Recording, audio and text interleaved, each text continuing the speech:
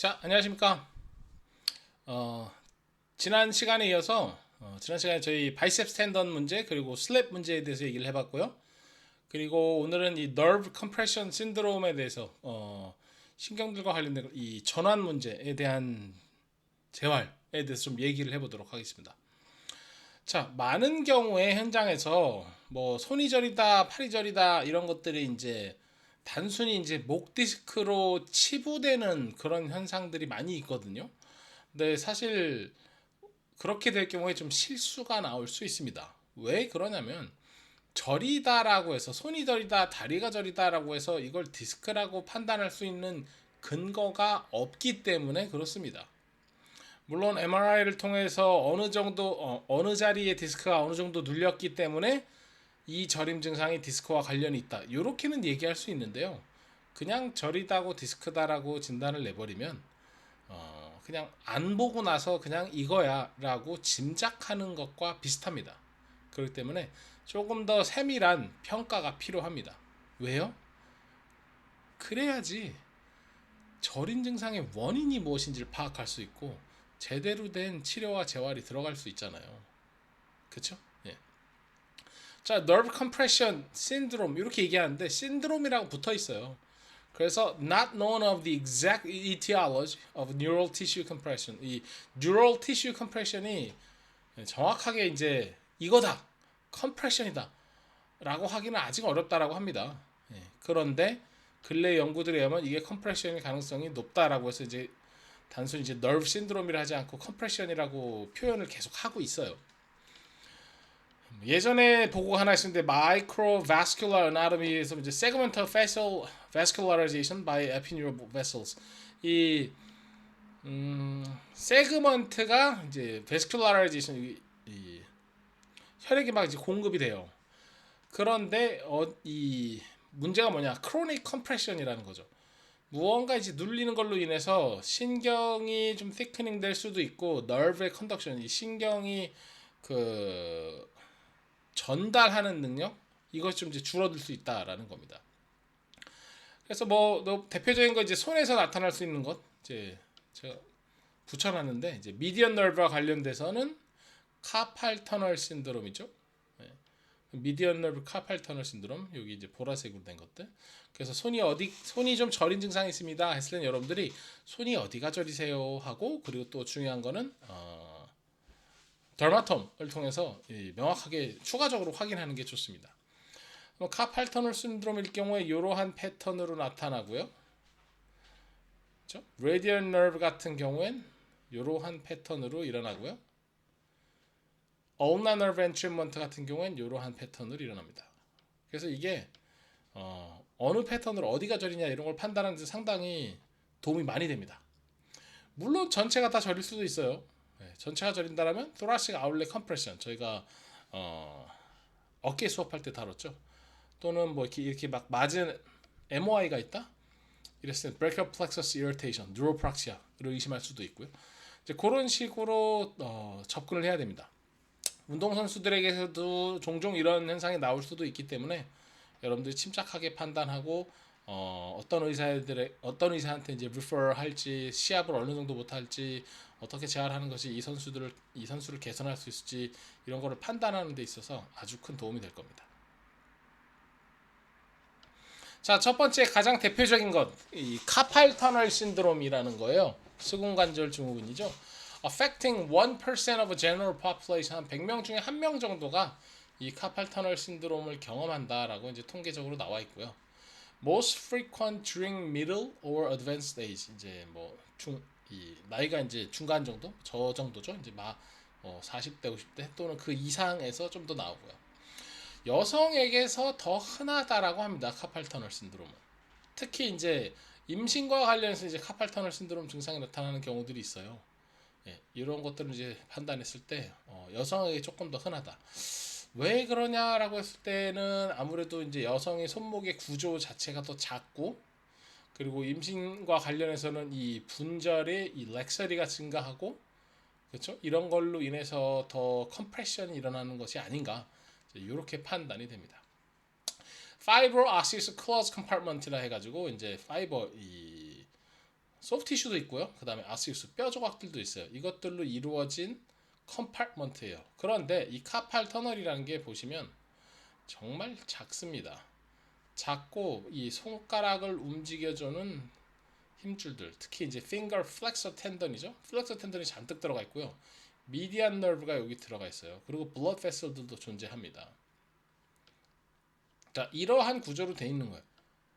compression of the median nerve가 일어나게 되는 것이 카팔 터널 신드롬이에요. 그럼 여기 카팔 터널 신드롬에서 median nerve가 왜 눌릴까요? 이 공간 전체가 좁아지거나 또는 염증이 들어차거나 또는 median nerve가 데미지를 받으면서 이게 thickening이 되거나 아니면 이런 것들이 겹쳐서 일어나는 걸로 인해서 문제가 같이 발생할 수 있습니다. 카팔 터널 신드롬의 signs and symptom을 보시게 되면 당연히 이제 손에 통증이 있으면서 넘리스, 저린 증상, 넘리스 텅글링이 나타날 수 있는데요. 이것이 median nerve distribution에 나타난다는 거예요. 말씀드렸듯이 median nerve 같은 경우에 특히 이제 손바닥 쪽에 손가락 1, 2, 3번이죠. 이런 식으로 이제 찌릿찌릿한 저림 증상이 발생할 수 있습니다. 그래서 여러분들 이제 dermatom을 하게 되면 느낌이 조금 떨어질 수 있어요. 이제 그런 식으로 물어도 보시고 실제로 간단한 검사를 통해서 확인을 하실 필요가 있습니다. 특히 이제 통증이 발생하면서 paresthesias at night is common. 밤에 좀 더 저린 증상이 증가한다라고 해요. 왜 그럴까? 그렇죠? 예. 이 밤에 사실은 우리가 낮 동안에서도 그럴 수도 있지만 활동을 하다 보니까 잘 못 느끼고 신경과 관련된 것들은 이제 밤에 쉬려고 할 때 조금 더 느끼는 경향이 있다라고 합니다. 그래서 핀이 아니라 페인이에요. awakening pain at night. 그래서 이제 손목이 아파서 밤에 일어날 수 있을 정도로 잠을 깰 정도로 문제가 있을 수도 있다라고 합니다. 이렇게 카팔 터널의 이제 구조를 보시게 되면 손바닥에 우리가 하이퍼티나 하이퍼티나 하면서 엄지 새끼손가락 근육들이 있고요. 그 사이에 이렇게 엄청난 파이버들이 모여 있죠. 이게 이제 트랜스버스 카팔 리거먼트잖아요. 카팔 리거먼트 이렇게 강력하게 덮어주고 있어요. 그래서 여러분들 이제 뭐 시계 같은 거를 찰 때 이렇게 둥그렇게 되기 때문에 사실 이 공간이 터져 있기 때문에 피가 통하고 힘줄이 글라이딩 되는데 문제가 없는 거죠. 그런데 이 공간이 좁아지면서 문제가 생기는 거, 컴프레션이 되기 때문에 그 이유가 무엇이었건 간에 여러 가지 이유가 있겠지만요. 그것들을 카팔 터널 신드롬이라고 합니다. Prolonged flexion, extension during sleep could contribute. 이 잘 때 뉴트럴 포지션이 아니라 이르고 잔다거나 이르고 잘 때 이제 그 영향을 받을 수도 있고요. 프레그넌시와 관련돼서 임신과 관련돼서 카팔 터널이 발생하고요. 그리고 이게 자꾸 발생하는 그런 경향이 있습니다. 그렇기 때문에 이제 임산부 관련해서 추가적으로 우리가 연구가 필요합니다. 카팔 터널 신드롬에서 우리가 뭐 다이나믹, 마일, 마더리, 시비어 이렇게 간단히 나눠볼 수 있는데요.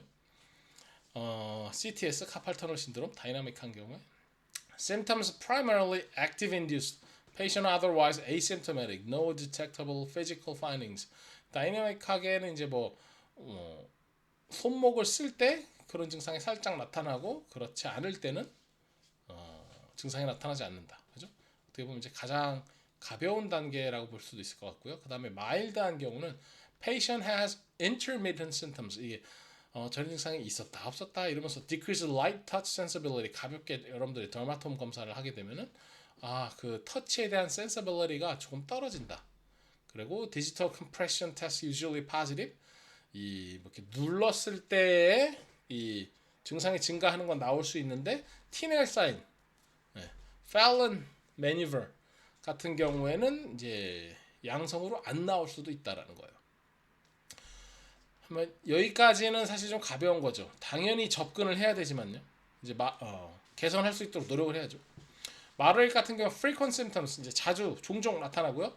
vibratory perception and median nerve distribution. 그래서 이제 뭔가 왔다 갔다 해요. 느낌이 positive Fallon maneuver 나오고요. digital compression test가 positive, 또 Tinel sign 또한 positive가 나옵니다. 그래서 이제 이 위크니스도 발생하고 이 the나 머슬들 위크니스가 발생하면서 이제 증상이 심해지기 시작하죠. 정말 심할 때는요, symptoms are persistent, 계속 저림 증상이 발생하고 marked increase in a or absence of 2-point discrimination. 이 문제가 계속 증상이 유지되는 거예요. 그러면서 thenar muscle atrophy, 이 근육이 약해지는 것이 이제 발생할 수 있습니다. 뭐 급성으로 나온다는 방에 응급실을 가야 되겠지만 이게 보통 이제 만성으로 많이 나타나고요. 여기까지 가기 전까지 처치가 들어가는 게 맞습니다. 자, Fallon Maneuver가 여기 T에 쌓이는 여기 Fallon Maneuver는 여러분들이 이 수은관절 증후군이 의심된다라고 할 때는 이런 식으로 해가지고 그 저린 증상이 증가하는지 보는 거고요. 티넬 사인 같은 거 이제 미디언 nerve가 지나가는 자리를 이렇게 탭을 했을 때 그 증상이 재현되는지를 판단하는 겁니다. thenar eminence, thenar muscle이 엄지 쪽, 그 다음에 hypothena가 새끼 쪽이고요. 이렇게 신경이 미디언 nerve가 지나가서 innervate에 있고요. 이렇게 안쪽에 카팔 터널이 있고요. 인대가 이 트랜스버스 카팔 리가먼트가 아주 강력하게 덮어주고 있는 구조죠. 네. 뭐 사람들마다 이제 신경이 좀 밖으로 튀어나오는 그런 경우도 간혹 있다라고 합니다. 네. 자, 이러한 구조에서 눌리기 때문에 컴프레션이기 때문에 카팔 터널 신드롬이 일어난다는 거죠. 자, 중요한 부분이 있어요. 뭐냐면요. 정말 카팔 터널 신드롬이냐? 사실 이렇게 손상을 평가한다는 게 결코 쉬운 일이 아닙니다. 정말 어렵습니다. 여기 몇 가지를 제가 말씀을 드리자면요. 자, 분명히 손이 저린다라고 했을 때 우리가 의심하는 것들, 현장에서는 아무래도 이 cervical radiculopathy를 제일 많이 의심하는데요. 그거 먼저 얘기할까요? cervical radiculopathy, 아무래도 이제 목 디스크나 스테노시스 관련이라고 그냥 무조건 판단하는 거예요. CR has a positive sprawling test of the neck, proximal arm, neck symptoms, dermatomal distribution, neck pain is a negative result. 무슨 얘기냐?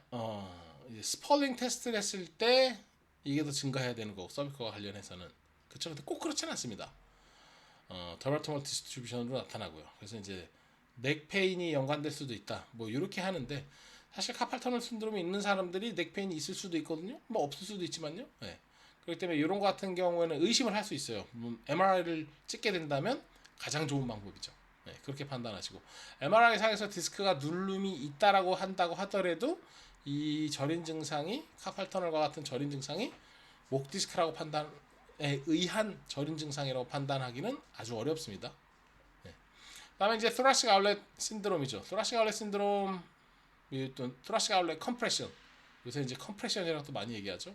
그래서 에슨 라이트 테스트, 뭐 루 테스트 이런 것들 해보시고, 그다음에 문제가 있는 뭐 스케일린이라든가 이 subclavicular이라든가 아니면 팩 마이너 관련해서 같이 접근해 보는 게 맞고요. 그다음에 이것도 사실은 그 저린 자리, dermatomal distribution에서 카팔 터널과는 분명히 차이가 납니다. 그래서 복합적으로 검사를 통해서 이 사람의 손상이 무엇일 가능성이 아주 높다, 무엇일 가능성은 낮다, 이런 식으로 생각하는 게 도움이 될 것 같습니다.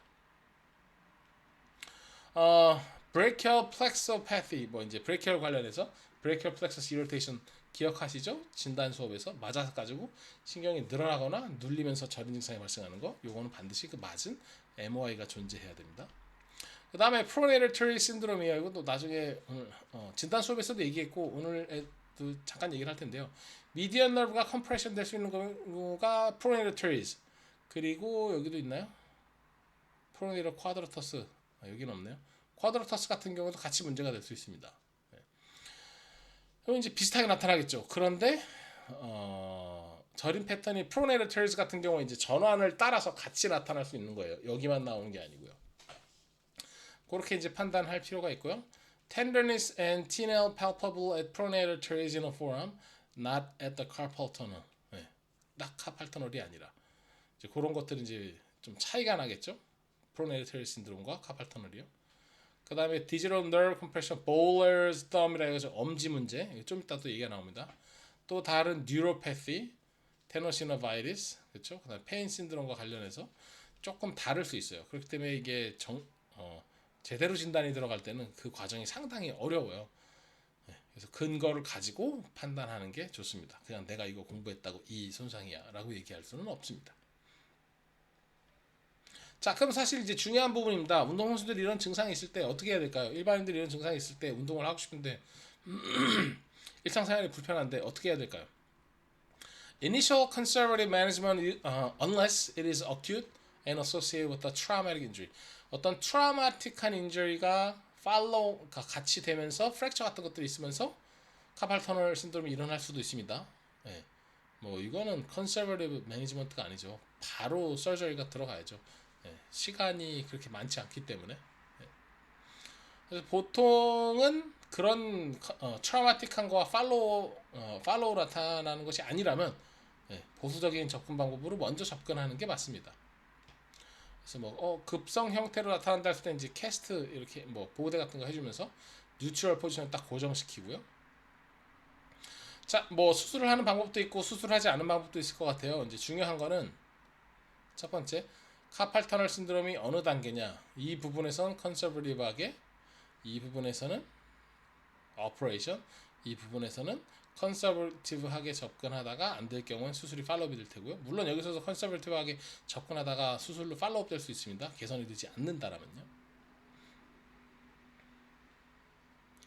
수술을 하지 않는다 할 때 prefabricated wrist splin이나 neutral position 요렇게 이제 보호대를 해주는 거예요. 이것이 이제 확실히 도움이 된다라고 합니다. 이런 거는 이제 우리가 일상생활 할 때도 그리고 잘 때도 끼라고 얘기를 해요. 왜냐면 이런 분들 이제 잘 때 이런 식으로 해가지고 저림상이 증가할 수도 있기 때문에. 그리고 카팔 터널 이 증상이 증가할 수 있는 그러한 액티비티에 대해서는 조절을 좀 할 필요가 있습니다. 줄이라는 얘기죠. 코르티코 스테로이드 인젝션이 필요할 수도 있습니다. 네. 그럼 이제 확실히 효과가 빠르겠죠. 스플린팅을 해주시고요. 그다음에 추가적으로 우리가 이제 뼈 구조에 대해서 판단해서 모빌라이제이션이라든가 그리고 뭐 냉찜질을 해줄 수도 있고요. 근데 냉찜질이 조금 애매하긴 합니다. 전완부 찬물에 좀 담궈야 되는데 보통은 이제 조직이 작기 때문에 20분씩 갈 필요 없고요. 5분에서 10분 정도, 그 정도면 충분하다라고 판단됩니다. 진통소염제 먹는 거는 뭐 통증은 줄어드는데요. 카팔 터널 신드롬이 통증이 메인 프로블럼이 아니에요. 그래서 저는 차라리 인젝션이 훨씬 더 유리하다라고 판단합니다. 왜 그러냐면 통증이라는 거는 사실은 통증을 줄인다. 뭐 좋은데요. 통증의 원인을 판단하고 접근하는 게 맞죠. 네, 그랬을 때는 사실 카팔 터널이 컴프레션이 되면서 통증이 내는 거다라고 했을 때는 사실은 그 컴프레션의 문제를 해결하는 게 빠르죠. 다만 우리가 병원이 아니라 또는 우리가 뭐 특정 트레이닝 상태에서 이런 걸 발견했다. 전문의를 보기에 시간이 걸린다. 이럴 땐 진통소염제 도움이 될 수 있습니다. 다만 진통소염제로 해결하려는 것은 잘못된 접근 방법입니다. 자, 그럼 수술을 하게 된다면 이제 아무래도 이제 thinner atrophy 이 근육들이 이제 약해지고요. 근육이 작아지고요. 손가락이 막 덜덜덜 떨리거나 뭐 반응이 좀 이상할 수 있죠. 그리고 심텀이 자꾸 뭐 1년 또는 그 이상 계속 진행된다거나 이랬을 때 이제 확실히 서지컬 트리트먼트가 낫다라고 보고를 하고 있습니다. 카팔 터널 수술을 할 경우에 뭐 한 10에서 35% 정도는 조금 추가적인 문제가 발생할 수 있다라고 하지만 이제 그런 것들이 뭐 필라 페인, 이 인시전 쪽에서 이제 통증 나는 것들 또는 이제 리커런트하게 똑같은 문제가 또 발생할 수도 있다 이렇게 얘기를 하고 있어요. 네. 그렇게 되지만 말씀드렸듯이 이 단계에서는 확실히 수술이 낫고 그렇지 않을 땐 컨서버티브하게 접근하고 안 될 때 접근하는 게 맞습니다. 카팔 터널에 대해서 좀 더 추가적으로 말씀드리자면요. 이 공간이 좁아요. 그래서 보통 이제 매뉴얼 테라피로 이제 카팔의 그 좁아진 공간을 조인몹 같은 걸 해주고 그 다음에 이제 신경 글라이드 같은 것들을 해줄 수 있고 또 이 근육이 약해질 수도 있기 때문에 근육 운동을 해주시는 게 맞고요. 이 공간 같은 경우에 우리가 플렉션 상태가 되면 좁아지게 돼요. 근데 뉴트럴은 공간이 좋고요. 아주 가벼운 익스텐션에서는 오히려 공간이 늘어날 수도 있습니다. 그런 것도 우리가 판단하고 어떤 습관, 일하는 거 관련해서 해보고 우리가 트리트먼트나 리헵 관련해서는 당연히 예를 제하겠지만 사실 전체적으로 기능을 같이 볼 필요가 있습니다. 그런 식으로 카팔 터널에 대해서 우리가 recognize하고 어떤 문제가 있는지 그리고 접근하는 것을 추천해 드립니다. 이거는 여러분들이 간혹 카팔 터널 수술을 받고 이제 회복하려는 사람들을 뵐 수가 있을 겁니다. 보통 한 일주일 정도는 첫 번째는 이제 서전께서 이제 고정을 시켜줄 거예요. 그래서 그 고정을 계속 유지하는데 근래 연구들에 의하면 아주 가벼운 익스텐션을 유도하라 플렉션과 같이 그렇죠? 이런 식으로 요거를 얘기를 할 수가 있어요. 물론 서전 입장에서는 아무것도 하지 마세요 일주일 동안 이렇게 될 수도 있습니다. 그래서 이제 서전을 따르느냐 연구를 따르느냐 이런 거 조금 애매할 수도 있어요. 7일 정도가 지나면 드레싱을 이제 빼고 저희 실밥이 있잖아요 아직. 그러니까 이제 뭐 물 같은 거 닿지 않게 초반에 해주면서 한 7일 정도가 지나면 이제 손목 보호대를 이제 그만하거든요. 근데 할 수도 있습니다. 일상생활 해야 된다면 그때는 하고 뭐 잘 때는 뺀다거나 이런 것을 추천할 수도 있습니다. 그리고 이제 1주가 지나서 2주차부터는 통증이 아직은 남아 있을 수도 있겠지만 이제 어느 정도 액티비티를 하라라고 얘기하고요. 2주가 완전 지났을 때 이제 수처가 빠지기 때문에 이제 수처가 빠지고 나서 하루 이틀 지나면 이제 물이 닿아도 괜찮겠죠. 그러면서 이제 ROM 엑서사이즈 그다음에 전완의 가벼운 운동들을 증상에 따라서 진행하시면 됩니다. 그리고 되게 중요한 건데요. 카팔 터널 이제 이 수처 빼고 나서 실밥 빼고 나서 이 스카티슈 딥티슈 마사지 이거 되게 필요합니다. 이 스카티슈 마사지를 안 하게 되면요 얘네가 어드이전이 심하게 생겨가지고 RM이 안 나온다거나 전인 증상이 또 증가할 수도 있고 이런 컴플리케이션이 발생할 수 있어요. 만약에 스카티슈 텐더니스가 좀 심하다라고 했을 때는 뭐 아이스 같은 거를 해준다거나 그쵸? 뭐 뭔가 뭐 받쳐준다거나 뭐 이런 것들을 할 수도 있습니다. 통증 조절하고 붓기 조절하면서 점차 이제 도와줄 수 있게 해주고 뭐 보호대 같은 걸 같이 할 수도 있고요. 이제 그렇게 접근을 하게 되고 이제 한 2주, 3, 4주차, 2, 4주차부터는 이제 조금 더 강한 액티비티로 차근차근 진도를 낳아주시고요. 그다음 뭐 핀치한다거나 그립 엑서사이즈 같은 것들, 손가락 운동하는 그런 것들을 통해서 접근하는 것을 추천해드립니다. 보통 이 손목, 손가락 이런 것들의 수술에 대한 재활이 일반적으로 되게 좀 느리게 들어가는 편이에요. 그 배경으로는 이 수술을 한 조직들이 정말 작고 얇고 약해요. 다른 관절처럼 막 크고 강한 것보다는 이제 그렇기 때문에 훨씬 더 좀 보수적으로 갑니다. 다만 중요한 거는 관련 수술에 대해서 어떻게 팔로우 하는 것이 더 낫다라는 연구들이 진행이 돼 있기 때문에 그 연구를 참고로 서전의 의견을 포함해서 접근하는 걸 추천해 드립니다. 근데 중요한 거죠. 서전은 수술의 전문가지 회복의 전문가는 아니거든요. 또 회복을 시키는 사람들은 회복의 전문가지 수술의 전문가가 아니에요. 그렇기 때문에 이 각 분야의 연구가 나와 있는 거를 확실하게 파악하고 현장 경험도 필요하고 의학적 지식도 상당히 많이 필요하고 거기에 따라서 접근을 하시되 무조건 연구에서 이렇게 나온다고 이렇게 한다? 그건 잘못된 겁니다. 개개인의 차이가 분명히 있을 수 있기 때문에 여러분들이 그 의학적 지식과 경험을 통해서 그리고 서전과의 커뮤니케이션을 통해서 어느 정도 조율을 하면서 가장 중요한 건 우리가 성공적으로 기능을 회복시키면서 수술했던 조직이 잘 회복될 수 있도록 도와주는 이게 이제 가장 중요한 포인트이기 때문에요. 개인차가 조금 있을 수 있겠지만 업투데이트한 그런 근거를 통해서 접근하는 에비던스를 통해서 접근하는 걸 추천해드립니다. 자, 그 다음에 아까 제가 짧게 말씀드렸던 bowler's thumb이라는 거예요. 뭐 디지털 뉴라리스라 해가지고 이렇게 우리 볼링 하게 되면 이렇게 엄지 이렇게 끼고 계속 하잖아요. 근데 뭐 글쎄요, 뭐 저 같은 경우는 볼링을 1년에 한 번 할까 말까 뭐 이 정도고 볼링 거의 안 했죠. 저는 볼링을 하게 된 거는 아들이 생기고 나서 아들이 좀 커가지고 어디 놀러 갔는데 볼링장이 있어가지고 아들이랑 같이 볼링한 거 이렇게 쇠판 있어가지고 그냥 놓고 굴리는 이런 거 했거든요. 너무 재밌어 하더라고요. 이제 그런 것들 했는데 이거 많이 하게 되면 이렇게 엄지가 이렇게 눌리게 되면서 신경이 눌리게 되면서 증상이 발생할 수 있다라는 겁니다. 이게 직접적인 디지털 너브 컴프레션이에요. 근데 한번 누린다 이게 문제가 아니라 리페러티브한 프레셔, 계속 볼링을 하면서 계속 눌리는 거죠. 이 볼링공 구멍에다 계속 손가락을 집어넣고 계속 굴렸다 하니까 이렇게 되면서 신경이 두꺼워질 수도 있고 신경에 문제가 생길 수도 있습니다. 그러면서 pain in base of the thumb, 그렇죠? 그리고 이제 저림 증상이 같이 발생할 수 있고요. 이런 자리를 이제 두드렸을 때 우리가 티넬 사인이 발생할 수도 있다라는 거죠. protective thumb shell 같은 것들을 꼭 써주시고요. 이제 보울러든 이제 이렇게 막 보호대 같은 거 하잖아요. 이제 그런 것도 확실히 도움이 될 수 있고요. 그리고 이 증상이 증가한다라면 아무래도 이제 이 신경 회복할 때까지 볼링을 안 한다거나 아니면 뭐 글쎄요 시합을 해야 된다라고 했을 때는 우리가 뭐 사이즈를 달리 해본다거나 보호대 패딩 같은 걸 해준다거나 full insertion을 하지 않고 좀 덜 집어넣어서 이 컴프레션이 덜 나오게 그렇게 접근하는 것을 추천해 드립니다.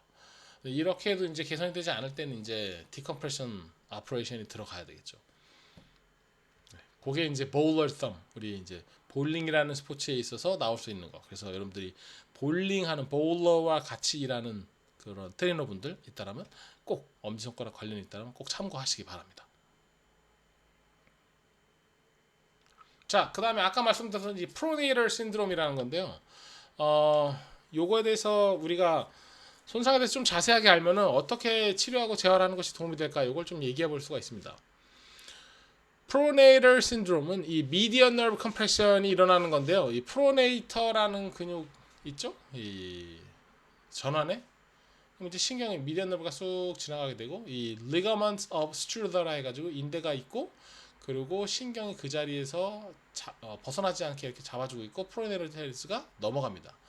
그런데 이 프로네이터 테레스가 스티프하게 된다거나 또는 뭐 다치거나 과사용하면서 염증이 발생하고 눌리는 현상이 발생했을 때 프로네이터 신드롬으로 이제 이 미디언 너브가 눌리게 되죠. 네. 그러면서 이제 신경병증과 같은 그런 현상이 발생할 수 있습니다. 그래서 이제 텐더니스가 얘는 손목보다는 이 팔꿈치 쪽이 좀 더 있을 수가 있어요. 그래서 우리가 카팔 터널 증상이 있을까 했을 때 무조건 서비컬 디스크 허니에이션이라고 의심하지 마시고 카팔 터널도 한번 그쵸? 눌러보는 것까지 해보시고 또는 프로네일을 티네일도 해보고 눌러보고 이 증상이 증가하는지 이런 것들을 같이 파악해 볼 필요가 있습니다. 잠시만요. 네. 자, 요거에 대해서 제가 조금 더 자세하게 말씀드리자면 프로네일 테레즈가 미디언 너브가 쭉 진행이 되면 프로네일 테레즈가 이렇게 쑥 덮여져 있는 형태를 볼 수가 있어요. 근데 프로네이터 테레즈만 생각하시면은 여러분들이 이거를 치료하고 재활하는 데 있어서 좀 부족할 수 있습니다. 자, 프로네이터 테레즈라는 건 프로네이션을 시키겠죠. 그러면 수피네이션을 시키면 어떻게 되겠어요? 스트레칭이 되겠죠. 근데 수피네이션을 시켰을 때도 증상이 증가할 수 있습니다. 왜? 타이트해진 프로네이터 테레즈가 당겨지기 때문에. 그렇죠? 그럼 프로네이터 테레즈 스트레칭하기 위해서 우리가 수피네이션 한다면 익스텐션 한다면 훨씬 더 스트레칭이 많이 되겠는데 이것이 오히려 증상을 악화시킬 수 있다는 거예요. 그러면 스트레칭 하지 말아야 되느냐? 이거 조금 애매합니다. 플러스 뭐가 있죠? 프로네이터 테레즈가 있으면 여러분들의 바이셉스의 어포뉴로시스, 바이셉스의 텐던이 강하게 이 자리를 덮어주고 있어요. 그래서 바이셉스와 관련돼서 프로네이터 테레즈 증상이 나타날 수도 있습니다. 그것뿐만 아니에요. flexor digitorum superficialis, 이 손가락을 플렉션해주는 근육들이 프로네이터 테레즈 위로 같이 지나갑니다. 그쵸? 자, 그러면 여러분들이 이 프로네이터 테레즈 신드롬을 이해하실 때 프로네이터 테레즈의 컴프레션으로 인해서 일어난다. 플러스 바이셉스 어퍼뉴라시스 그리고 플렉서 디지털럼 슈퍼피셜리스와 같이 일어날 수 있다. 이렇게 판단하는 거예요. 그러면 뭐 예를 들어서 수피네이션하고 엘보 익스텐션하고 손가락 익스텐션하면은 프로네이터 테레즈 증상이 더 증가할 수도 있겠네요. 예, 그렇죠. 왜냐하면 이 세 가지 조직들이 전부 다 당겨지면서 공간이 좁다, 눌려 있다라고 하면은 더 컴프레션을 일으킬 수 있으니까요. 이제 중요한 건 우리가 프로네이터 체어즈 같은 경우에 뭐 매뉴얼을 해서 풀어낼 수 있으면 풀어내 주시고 스트레칭 해주시고, 그리고 바이셉스 어퍼뉴로시스가 같이 문제가 있을 수 있기 때문에 또 플렉서도요. 그래서 이거에 대해서 매뉴얼 들어가고 글라이드 시켜주고 스트레칭도 같이 들어가고 이 근육들에 대한 이센트릭 운동을 초반에 들어가서 개선이 될 수 있는지, 이런 식으로 재활이 들어간다라면 도움이 될 수 있습니다. 어디까지나 이제 뭐 증상이 뭐 미니멀부터 말을 할 때는 할 수 있겠지만 심하다라고 했을 때는 사실은 이렇게 접근하는 게 좀 느릴 수가 있어요. 이제 그럴 때는 바로 이제 서전의 도움이 필요할 수도 있습니다. 이제 그런 것들이 이제 프로네이럴 트레이즈 신드롬입니다. 그래서 여러분들이 현장에서 본다면 좀 도움이 되시기 바라고요. 자, 마지막으로 이제 ulnar nerve compression에 대해서 한번 얘기를 해볼게요. ulnar nerve가 컴프레션이 어딘가 일어나서 이런 증상이 발생하는 건데, 이제 뭐 구욘스 커넬이라거나 또는 뭐 여러 가지 군데에서 이제 뭐 눌릴 수가 있는데, 여기서 이제 제일 대표적인 거 구욘스 커넬, 이 손목에 문제가 있을 때 분명히 이 ulnar nerve가 지나가는 자리에서 컴프레션이 일어나는 거예요. 특히 이제 크로닉 컴프레션 같은 게 사이클리스트, 이제 자전거 많이 타면 계속 잡고 하잖아요. 이런 걸로 문제가 있을 수 있습니다. 그럼 우리가 이렇게 생각해 볼 수 있을 것 같아요. 무언가를 좀 계속해서 잡고, 그립을 계속 잡고 운동하는 종목에서도 이런 손상이 일어날 수도 있겠구나. 네, 이렇게 판단하는 게 좋습니다. 이게 어디까지는 이제 nerve compression이기 때문에 통증도 발생하지만 그러한 넘리스 앤 팅클링이 같이 발생할 수 있어요. 그리고 중요한 거는 이 foreign body라서 이제 뼈 조각이 이 증상을 더 심하게 일으킬 수도 있고요. 그렇죠? 그 다음에 허메이트의 훅이 프랙처가 일어나면서 더 눌릴 수도 있고요. 이런 거 문제가 같이 일어날 수가 있어요. 그래서 어떠한 컴플리케이션이 있는지 수부 전문의에게 리퍼럴이 분명히 필요한 부분입니다. 그래서 무엇이 이 구욘스 커넬 문제를 일으키느냐, 또 첫 번째로 이게 정말 구욘스 커넬 신드롬인 거냐, 이렇게 판단하는 게 상당히 중요합니다. 이제 그런 것들이 해결되고 나면 이제 여기서 보시다시피 이제 ulnar nerve 플라싱 같은 걸 해주셔가지고, 왜냐하면 염증이 발생하고 이러한 신경이 어디전이 일어나서 글라이드를 방해하고 컴프레션을 더 일으킬 수 있기 때문에 그런 식으로 접근하는 것을 추천해 드립니다. 자, 그러면 이번 학기 재활 수업 마지막이었는데요. 전환의 어떤 신경과 관련된 것들, 손가락 손에 이제 신경과 관련된 것들에 대해서 좀 얘기를 자세하게 해봤습니다. 이 부분에 대한 재활운동의 연구는 엄청나게 부족해요. 좀 애매합니다. 다만 뭐 저야 이제 예전에 미국에 있을 때는 선수들을 계속 다뤄야 되기 때문에 이게 운동을 어떻게 해야 된다라는 연구는 확실히 부족했어요. 다만 이제 해부학적 근거를 통해서 어떻게 하는 것이, 어떤 운동을 접근하고 어떤 운동을 좀 예방하는 것이 더 도움이 될 수 있을까, 이런 식으로 좀 접근을 해왔거든요. 그래서 이러한 이제 신경 컴프레션 관련해서는 운동에 관련된 연구는 조금 더 필요하다라고 판단하고요. 여러분들이 현장에서 이러한 상황들을 보셨을 때 무조건 목 디스크로 치부하지 마시고, 그렇다고 뭐 또다시 컴프레션으로 무조건 생각하지 마시고요. 어느 신경이 어디에서 눌려서 이런 증상을 발생하는지 이런 걸 좀 명확하게 찾아 들어가서, 그래야지 서전이 우리가 뭐 인젝션을 할 때도 그 위치를 파악할 수 있을 테고, 그죠? 그리고 여러분들이 뭐 재활을 한다거나 어떤 처치를 한다라고 했을 때 명확하게 어디가 문제일 가능성이 높다, 이런 것들을 좀 접근하는, 그래야지 여러분들이 재활에 있어서 좀 더 성공적이 되지 않을까, 이렇게 생각이 됩니다. 자, 그러면 이번 학기 수업 이렇게 마치도록 하고요. 방학 때 정말 건강하게 잘 보내시고, 뭐 백신 맞을 기회 있으면 또 좋을 것 같고요. 뭐 아니어도 어쩔 수 없고 마스크는 그래도 항상 하시고요. 다음 학기에 건강한 모습으로 저희 하지 공부할 수 있도록 뵙도록 하겠습니다. 한 학기 정말 수고 많으셨고요. 정말 감사드립니다. 수고하셨습니다.